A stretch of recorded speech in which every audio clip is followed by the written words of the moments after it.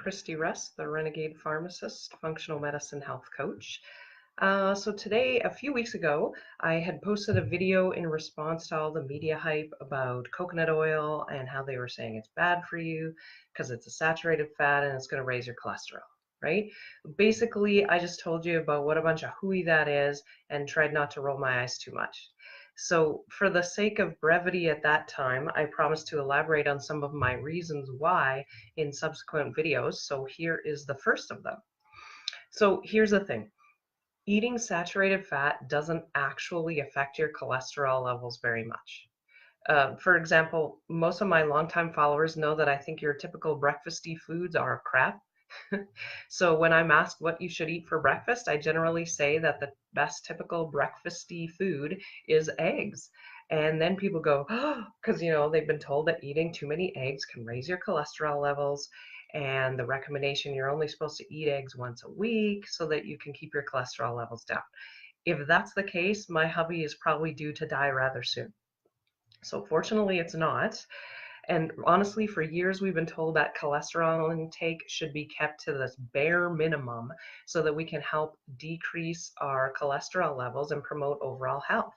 And although the theory of lowering your dietary cholesterol to lower your internal cholesterol makes logical sense, the theory actually doesn't really pan out, since our bodies are, of course, much more complex than our logical minds give them credit for. And the fact is, when dietary intake of cholesterol is decreased, the liver compensates by producing more cholesterol. So it leaves your total cholesterol levels pretty much the same. And in the same way, if you increase your cholesterol consumption or saturated fat that turns into cholesterol, supposedly, the liver produces less cholesterol. So again, your total cholesterol values don't really change much.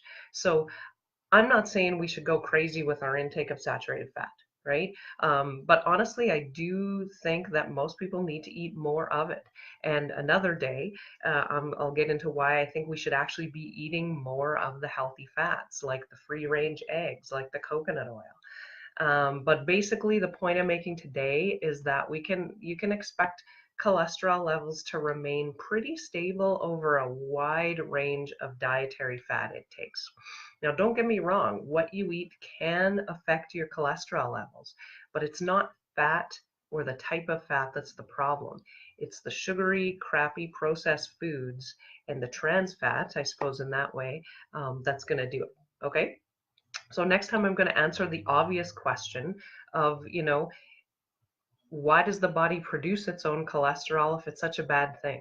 Okay, so it's really not, and I will get into that next time. Okay, so yeah, you can go to my website, ChristyRussHealthCoaching.com, if you want some more information about what I do and want to ask me some questions.